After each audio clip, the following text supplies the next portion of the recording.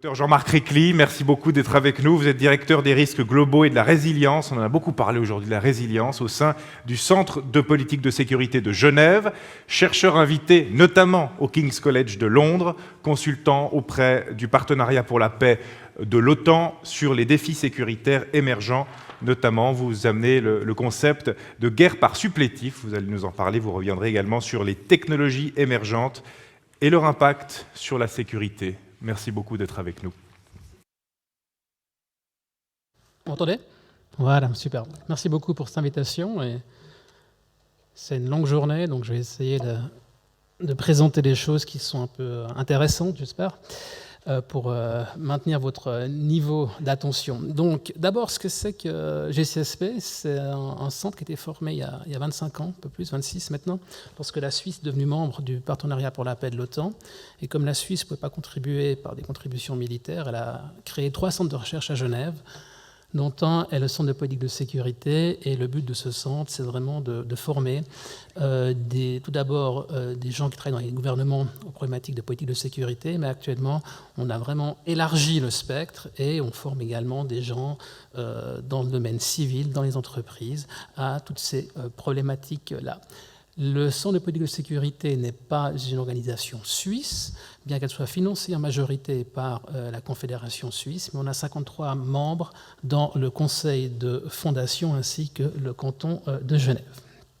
Donc, voilà de quoi va-t-on parler. D'abord, la première chose dont on voit dans le domaine cybernétique, c'est ce qu'on appelle l'exponentialité. C'est quoi ? C'est-à-dire que les dynamiques qu'on voit dans le domaine digital, et ce qui a été dit ce matin, c'est très juste, c'est que le cybernétique a ça de particulier, c'est que c'est un domaine en tant que tel, et puis il y a la transversalité de ce domaine dans tous les autres domaines. Et ce qu'on voit au niveau si on regarde différents indicateurs au niveau du développement de ces technologies dans le domaine digital, eh bien on voit qu'on est sur des courbes exponentielles. Alors une courbe exponentielle, c'est quoi ? C'est quelque chose, par exemple, qui va doubler à chaque itération. Ce qui fait que pendant très longtemps, vous n'allez pas voir ce qui va se passer et tout à coup, vous allez avoir une explosion. Si vous voulez un très bon exemple d'une croissance exponentielle, vous prenez ce qu'on a eu avec le coronavirus, avec n'importe quelle pandémie, dans le sens où vous avez une croissance exponentielle. Et le problème, c'est qu'on est biologiquement câblé pour penser de manière linéaire et non pas de manière exponentielle. Ce qui fait que ce qu'on a vu en Suisse, mais ailleurs également, si vous retardez votre mesure pour combattre par une pandémie d'une semaine, votre temps de récupération ne va pas être retardé d'une semaine, mais peut être retardé de 6 mois, d'une année ou plus. Donc là, vous voyez une illustration de ce que c'est qu'une croissance exponentielle. Et là, dont on ne voyait rien du tout, tout à coup, ça explose. Prochaine slide. Non. Prochaine slide, s'il vous plaît. Voilà, prochaine. Voilà. Donc, au niveau de la puissance de calcul, qu'est-ce qu'on voit ? Vous avez ce qu'on appelle la loi de Moore qui vous dit que la puissance de calcul double tous les 2 ans, la base, et maintenant c'est les 18 mois. C'est la ligne que vous avez sur la gauche. À partir des années 2010, dans le domaine de l'intelligence artificielle, notamment avec l'apprentissage machine, on a eu des croissances, si vous voulez, de la puissance de calcul, non plus sur des périodes de 18 mois, mais sur 3 mois et demi. Ça veut dire quoi concrètement ? Ça veut dire que si vous prenez un ordinateur aujourd'hui et vous comparez à celui d'il y a 6 ans en arrière, l'ordinateur d'aujourd'hui, il est 12 fois plus puissant que celui que vous aviez 6 ans en arrière. Mais au niveau de l'algorithmique, la puissance de l'algorithme, on est dans des facteurs de 300 à 350 000 fois plus puissants. Ça veut dire quoi ? Eh bien, ça veut dire que c'est très, très, très, très rapide. Alors ça, c'est le premier aspect. C'est-à-dire qu'on a une croissance exponentielle avec une vision linéaire. Qu'est-ce qui va se passer ? Plus le temps va passer, plus le delta entre votre croissance linéaire et votre croissance exponentielle va augmenter. Et ça, pour les politiques, c'est très important, parce que ça implique, ce qui a été dit déjà par plusieurs intervenants, notamment par Gérald Vernet, il faut anticiper, il faut penser les futurs possibles. Un deuxième développement très important, c'est ce qu'on appelle la démocratisation au niveau des technologies émergentes. Alors, ça se voit dans beaucoup de domaines, notamment en biologie synthétique ou autres, où ces technologies prennent beaucoup de temps à mettre en place, coûtent énormément d'argent, mais une fois qu'elles sont développées, parce qu'elles reposent la plupart sur une infrastructure digitale, eh bien, elles diffusent très très rapidement. Là, par exemple, on va y arriver peut-être. La première fois qu'on a séquencé le génome humain, on a commencé en 1990 et on a terminé en 2003. C'est-à-dire que ça a fallu 13 ans. Et ça a coûté environ 2,7 milliards de dollars. Actuellement, vous pouvez séquencer votre propre génome pour moins de 1 000 dollars en moins d'une journée. Certaines entreprises travaillent sur le séquençage en 1 heure pour moins de 100 dollars. Ça veut dire quoi? Similaire aux compagnies low cost, vous diminuez le prix d'entrée. Qu'est-ce que vous faites?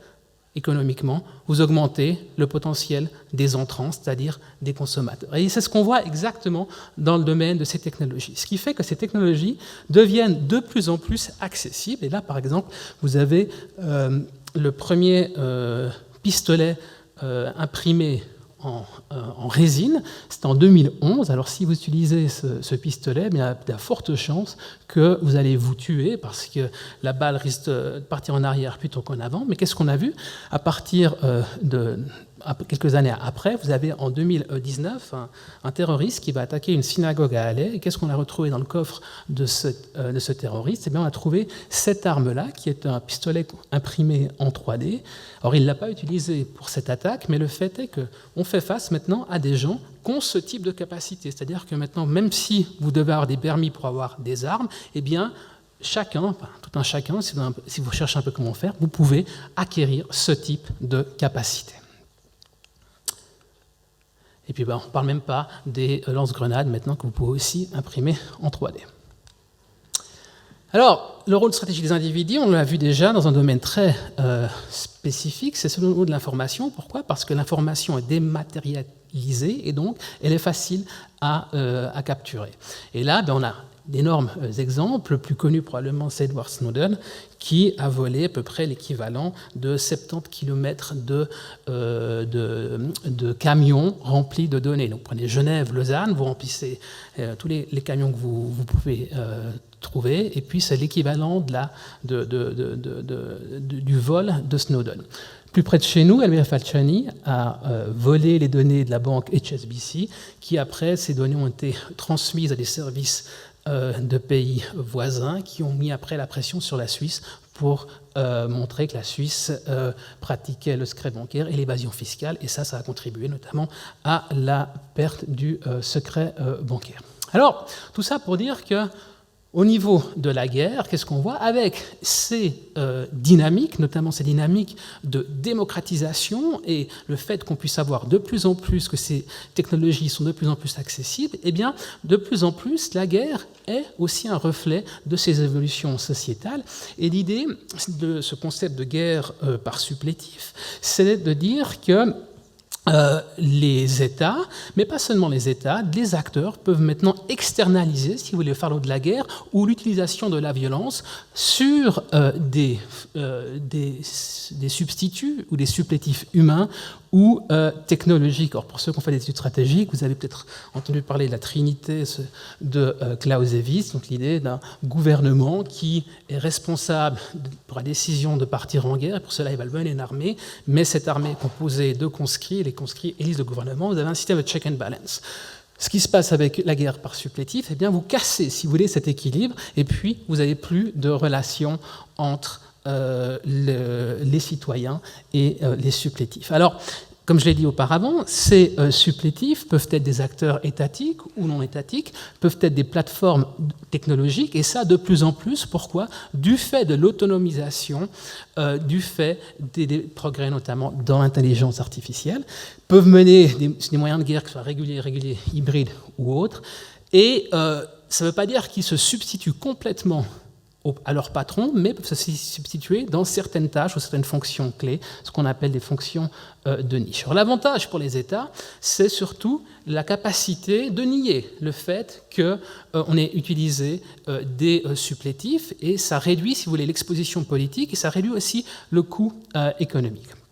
Alors, le domaine cybernétique est quasiment le domaine le plus à même de voir ce type de développement. Pourquoi? Parce que l'attribution est très compliquée et donc ça permet le développement de ce type de dynamique. Alors, au niveau du cybernétique, comment on utilise le cyber au niveau des actions offensives, de coercition? Si vous voulez, vous avez un spectre entre le sabotage et la subversion, et au milieu, vous avez l'espionnage, et à ces deux pôles, vous avez, pour effectuer du sabotage, une grande maîtrise technique, mais il ne faut pas énormément de capacité en termes humains. Par contre, la subversion, c'est très simple au niveau technique, mais il faut la masse.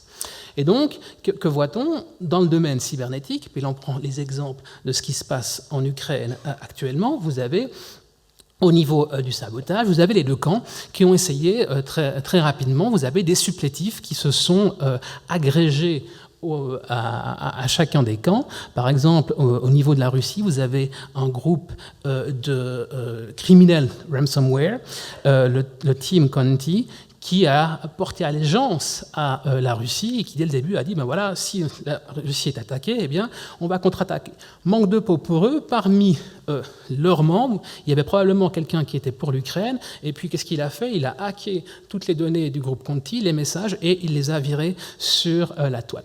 De même, le vice-premier ministre ukrainien, qui est en charge du développement digital, il a 31 ans, qu'est-ce qu'il a fait dès le début du conflit? Eh bien, il a fait un appel. Il a fait un appel sur Twitter et il a dit on va monter une armée informatique qui va soutenir l'Ukraine. Et puis, bien, actuellement, il y a plus de 300 000 personnes qui sont dans ce groupe Telegram et donc qui mènent des actions contre les forces russes, mais surtout contre le gouvernement russe en faisant du défacement de sites web, en attaquant certains sites gouvernementaux, en essayant d'extraire des données, en bloquant certaines infrastructures.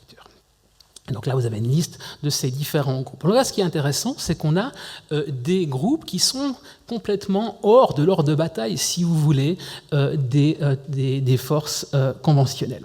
Au niveau de l'espionnage, ce même Premier ministre, qu'est-ce qu'il a fait? Il a fait aussi un appel à des entreprises pour faire ce qu'on appelle du renseignement en source ouverte, c'est-à-dire donnez-nous des informations sur où se trouvent les troupes russes et quel matériel ils utilisent. Et puis, ils ont aussi hacké certaines données, par exemple, pour montrer quel type de fréquence radio les Russes utilisent. Et au niveau de la subversion, ben la même chose, on essaie, ça c'est ce qu'a dit Alexandre Vautravers, ce qui est très important, c'est la contribution du cyber dans cette guerre, mais elle n'est pas que là, elle est au niveau de l'information et gagner la bataille de l'information, gagner la bataille du narratif, c'est-à-dire gagner l'histoire que l'on va conter est très très important.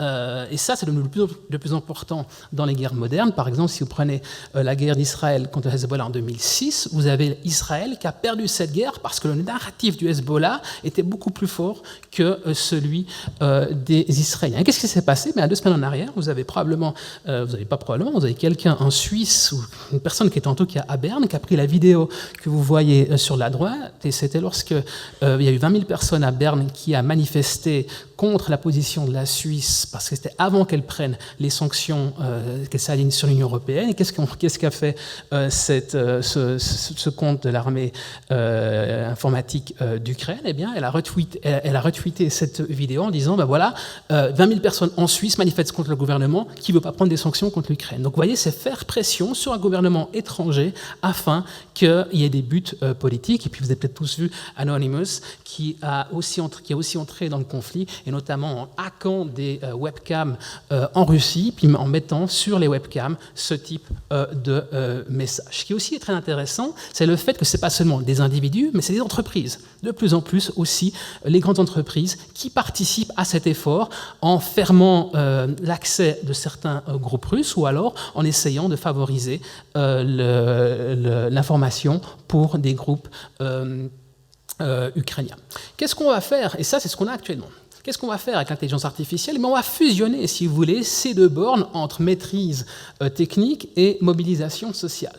Et donc, on va arriver à automatiser, à créer des phénomènes qui seront beaucoup plus rapides et beaucoup plus d'influence. Alors, ce qu'on voit déjà émerger dans le domaine de ces technologies et l'utilisation à des fins sécuritaires, c'est au niveau de la manipulation. Ici, ce que vous voyez des personnes dont le point commun est qu'aucune de ces personnes n'existe. Elles ont toutes été générées de manière synthétique par un algorithme qui a été, si vous voulez, nourri par des photos de célébrités. On a demandé à l'algorithme de recréer ce que c'est qu'une célébrité, et là vous avez ce qui s'est passé. Si vous allez sur ce site-là, thispersondoesnotexist.com, chaque fois que vous allez presser sur Enter, vous aurez un nouveau visage qui va apparaître. Cette personne n'existait pas, elle a été générée synthétiquement par un algorithme. Alors cette technique-là, qu'on appelle, je n'ai pas d'équivalent en français, en anglais c'est Generative Adversarial Network. L'idée c'est que vous prenez deux algorithmes, un discriminant et un qui va générer une photo d'un être humain, et puis ils sont mis dans un jeu à somme nulle, c'est-à-dire qu'un doit gagner, l'autre doit perdre. Et c'est une technique qui est très très rapide au niveau de l'apprentissage. Cette technique n'existait pas au niveau scientifique avant 2014. Et là, vous voyez qu'en l'espace de 5 ans, la vitesse à laquelle cette technique s'est développée. Et là, qu'est-ce qu'on voit ? Fin 2017, vous avez une première vidéo de deepfake qui va arriver. Deepfake, c'est quoi ? Vous avez fusionné, par exemple, le visage d'une personne sur une autre personne. Et là, vous avez la deuxième vidéo de deepfake qui a été téléchargée sur Reddit en janvier 2018. Et là, sur cette vidéo, ce que vous avez vu, c'est une vidéo tirée d'une vidéo pornographique, mais ce n'est pas le visage de l'actrice, c'est l'actrice Jessica Alba. Et les personnes qui ont fait cette vidéo, eh bien, ont aussi créé une application qui permet à tout à chacun de créer son propre deepfake. Et qu'est-ce qu'on voit dans ces écosystèmes digitaux ? Une fois que vous avez la technologie, vous la diffusez, vous avez un écosystème qui se construit. Ce qui fait qu'en moins de 18 mois, vous avez environ 15 000 vidéos qui ont été recensées. La plupart, 96% de ces vidéos sont des vidéos pornographiques, où 100% des victimes sont des femmes. Le 4% qui reste, c'est quoi ? Ce sont des célébrités ou des hommes politiques. Elles ont été vues 135 millions de fois.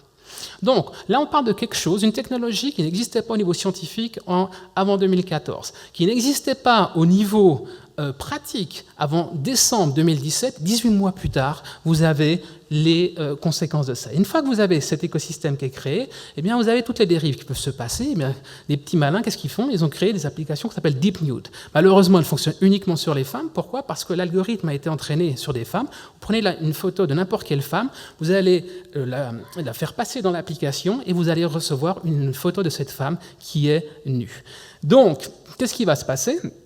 Eh bien, ça va créer énormément de problèmes. Par exemple, on parle beaucoup chez les adolescents de revenge porn. Donc, le fait que les adolescents ou les adultes prennent en vidéo des actes sexuels. Alors, si vous vouliez éviter d'être victime de revenge porn jusqu'à maintenant, qu'est-ce qu'il fallait faire ? Il fallait éviter de vous filmer. Or, actuellement, avec ces technologies, tout un chacun, vous, moi, la plupart, surtout les femmes, vous êtes beaucoup plus à même de vous retrouver sur une de ces vidéos. La dernière application que j'ai vue de Deep Nude, c'est vous prenez une photo d'une femme et vous avez un catalogue de 500 à 600 films pornographiques. Vous pouvez choisir sur quel film pornographique vous allez fusionner cette personne. Ces technologies peuvent être utilisées à des fins militaires, notamment sur des images satellitaires. Vous allez modifier l'image satellitaire en ajoutant ou en réduisant des infrastructures, par exemple. En 2019, vous avez des chercheurs à Tel Aviv qui ont fait une expérience. Ils ont hacké un centre d'imagerie médicale et puis ils ont utilisé ces deepfakes pour des scans de personnes qui ont des tumeurs au cerveau. Et puis, ils ont ajouté des tumeurs ou éliminé des tumeurs. Et après, ils les ont montrés à des radiologues. Environ 98% des radiologues qui ont vu ces images sont tombés dans le panneau. Combien de centres d'imagerie médicale en Suisse, en Europe, sont protégés contre ce type d'attaque ? Probablement aucun. L'année passée, cette personne que vous voyez là derrière, c'est le chef d'état-major de Navalny, et puis il était dans un Zoom avec des parlementaires hollandais. Et alors, il y a toujours une controverse sur ce qui s'est vraiment passé, mais certains disent qu'en fait, ce n'était pas lui, mais c'était un deepfake. Donc, les parlementaires parlaient avec quelqu'un qui s'est fait passer pour Navalny. D'autres disent que c'était un imitateur. Mais le fait est qu'il y a déjà un doute par rapport à comment on peut utiliser ces technologies. Alors, quel est le problème ici ? C'est qu'on a un problème structurel. Pourquoi ? Parce que des études ont été faites et vous avez un avantage comparatif entre la pénétration, la diffusion des mensonges contre celle de la vérité. Les mensonges se propagent 6 fois plus rapidement que la vérité et se propage entre 1000 et 10 000 fois plus de personnes que la vérité. Et donc, quand on a des instruments, des outils qui permettent de générer des contenus qui sont faux, eh bien, cet avantage comparatif va être très important. Cet avantage comparatif vient pourquoi ? Parce qu'on a tous des biais psychologiques et ces biais psychologiques vont augmenter, par exemple, le biais de confirmation, c'est-à-dire que vous allez tendre à accepter une information qui résonne avec vos croyances existantes et vous allez rejeter celle qui les contredit. Alors ça, on a aussi vu des implications très très concrètes, notamment durant la pandémie avec le mouvement QAnon, où vous avez les réseaux sociaux ont créé une bulle informationnelle qui vont emprisonner les gens dans ces fake news. Pourquoi ? Parce que c'est des contenus polarisants et ces entreprises gagnent de l'argent en monétisant l'information que les gens vont laisser sur les réseaux, et plus c'est polarisant, plus vous allez engager. Et donc, qu'est-ce qui va se passer ? Une personne qui pose des contenus normaux, elle va commencer à poster des contenus qui sont polarisants, il y aura un engagement plus important, elle va continuer. Et donc, on arrive dans cette dimension où quelque chose qui est purement digital, tout à coup, a une implication physique, notamment avec le raid sur le Capitole. La même chose, on peut le voir sur le domaine de la désinformation au niveau du coronavirus. Alors, dans l'espionnage et la surveillance, bien sûr, ces technologies jouent déjà un rôle important. Bien sûr, ceux qui sont à la pointe de ça, c'est la Chine, qui, dès le début des années 2000, va investir dans ce qu'on appelle un système de contrôle social, c'est-à-dire classer leurs citoyens en fonction, faire un rating de leurs citoyens en fonction de ce qu'ils consomment sur Internet. Et au fur et à mesure des développements technologiques, notamment dans ce qu'on appelle la reconnaissance faciale, c'est plus seulement votre comportement digital, mais c'est également votre comportement physique qui va être évalué. Par exemple, si vous traversez la rue, en dehors du passage pour piétons, vous avez une caméra de surveillance, et bien si vous êtes reconnu, ça va abaisser votre score social. Et si vous avez un score social à 100 comme citoyen, si donc vous arrivez à 40, vous n'aurez plus accès à certains services, et arrivé à certains niveaux, vous n'aurez plus accès à rien du tout. La perversité du système chinois, c'est pour récupérer votre liberté, qu'est-ce que vous devez faire ? Vous devez changer non seulement votre comportement, mais votre score dépend aussi de votre cercle d'amis. Donc si votre cercle d'amis a des comportements qui abaissent votre score, vous allez faire quoi ? Vous allez vous séparer de vos amis. Et donc ça, c'est ce qu'on appelle de la coercition douce. On pourrait dire, voilà, ça c'est la Chine. Maintenant, en Occident, vous avez la même chose. Et puis là, je vous prends deux exemples personnels. En 2019, j'étais dans 2 pays où je n'avais jamais mis un pied auparavant, au Sri Lanka et en Ukraine, où j'étais à des conférences et des gens ont pris des photos de moi. Qu'est-ce qui s'est passé ? Ils les ont téléchargées sur Facebook et moins de 5 minutes après qu'ils les aient téléchargés, Facebook m'envoie une notification et me dit « Vous apparaissez sur cette photo ». Pourquoi c'est arrivé ? Parce qu'à un moment donné, Facebook a fait une mise à jour.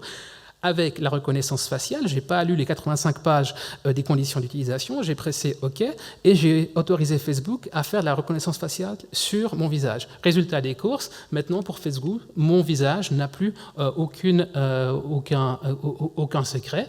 Donc pour l'instant, je suis pas trop inquiet, mais si j'étais un résident à Hong Kong ou ailleurs, j'aurais un peu plus de soucis par rapport à ça. D'autres problèmes liés aux données, c'est le Capitole. Ça, c'est des données qui ont été... On a reconstitué, The New York Times qui a reconstitué le trajet de personnes qui ont participé au rallye de Trump. Et là, tout à gauche, vous voyez les gens qui étaient... La plupart à la manifestation de Trump, tout à coup, se retrouvent sur le Capitole. Et ça a été fait pourquoi ? Parce qu'on a acheté des données, les métadonnées que vous laissez avec vos appareils électroniques. Et ça, eh bien, ces personnes, enfin, chacun d'entre nous, ne voudrait pas avoir ces données publiquement à disposition d'acteurs économiques. Et donc, actuellement, c'est déjà où on en est. Est-ce que ça va changer ? Pardon ? Ah d'accord, mais je n'avais pas terminé ma phrase. Est-ce que ça va changer ? Mais est-ce que ça va ? C'est très bien si vous ne dormez pas, c'est aussi très bon. Donc, est-ce que ça va changer? Pas tellement. Pourquoi? Parce qu'on est dans un processus où c'est très, très insidieux. En 2017, vous avez Amazon qui va commercialiser ce four à micro-ondes que vous voyez là. Et qu'est-ce qu'il y a de particulier? C'est le premier four à micro-ondes qui est compatible avec Alexa. Alexa, c'est quoi? C'est un robot conversationnel. C'est-à-dire que c'est très en vogue aux États-Unis, beaucoup moins en Europe, mais l'idée, Alexa, vous dites, ben voilà, Alexa, commande-moi 2 litres de lait et puis 1 livre de pain, et puis il va le faire. Eh bien, lorsque ce four a été mis en vente sur leur site, c'est devenu le four le plus vendu sur leur site. Qu'est-ce qu'ils ont fait? Une année plus tard, ils ont sorti 20 instruments qui sont compatibles avec Alexa. Avec Alexa, vous avez quoi? Vous avez quelque chose qui est en permanence en train d'écouter ce que vous dites. 2019, Amazon va sortir Ring. Ring, c'est quoi? C'est un petit drone que vous allez utiliser chez vous pour pouvoir assurer la sécurité chez vous lorsque vous n'êtes pas là. Donc vous avez quoi? Un drone avec une caméra qui va patrouiller chez vous. Donc quand vous avez Alexa plus Ring, vous avez quoi? Vous avez quelque chose qui vous épie en permanence au niveau visuel et qui vous écoute en permanence dans tout ce que vous faites. Où vont ces données? Comment est-ce qu'on peut les utiliser? Ça, c'est un gros problème. En 2013, vous avez Google qui va sortir ces lunettes qu'on appelle les Google Glass, vous en rappelez peut-être, et ça a été un four commercial. Pourquoi? Regardez, si vous portez ces lunettes, vous avez un peu l'air con.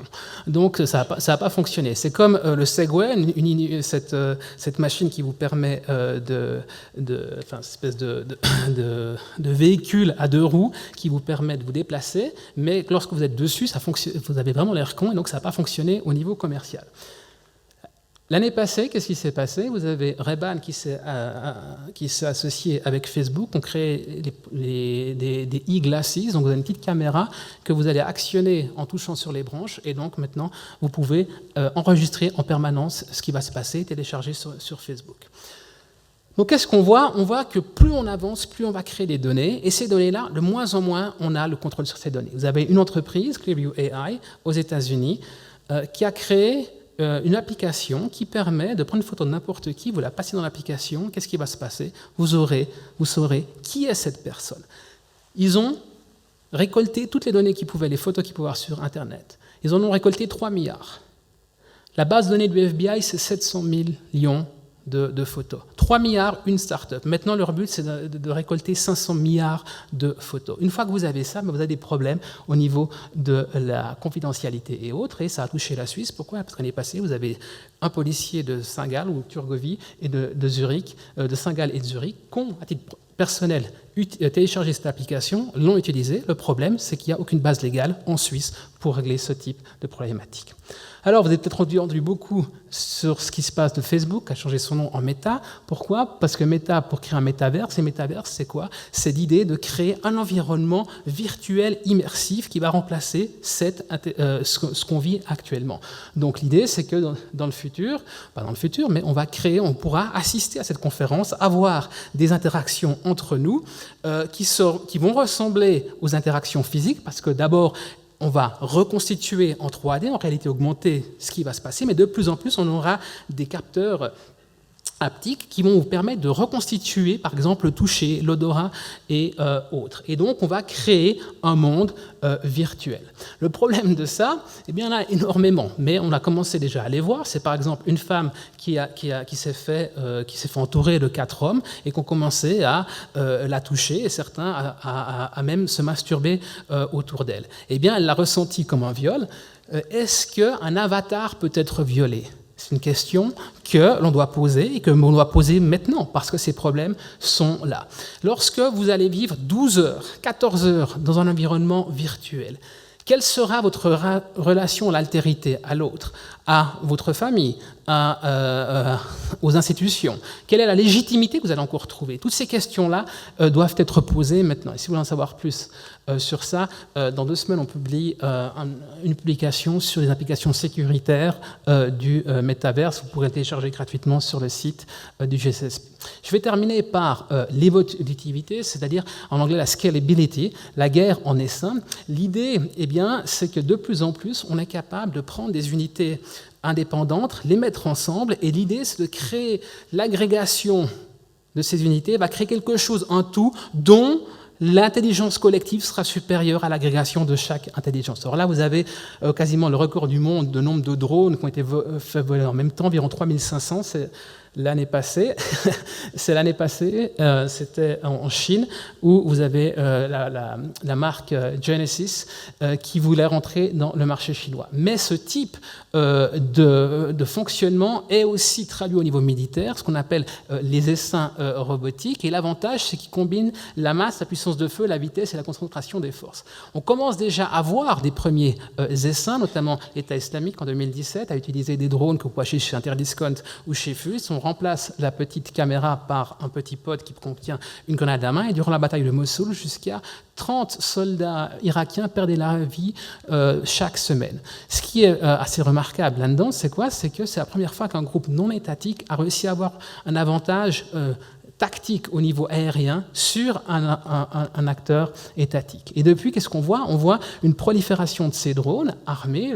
Ce que je trouve intéressant, c'est celui qui est au milieu, c'est un AK-47 volant qui est vendu par Kalachnikov comme une arme anti-drone. Alors imaginez 100 de ces armes lorsque vous avez une manifestation au marathon de Lausanne ou le Tzibel-Emerit à Berne ou peu importe, sur une foule, des dégâts que ça pourra faire. Ce drone que vous voyez là en blanc, c'est Kargu 2, un drone turc produit par STM, qui a fait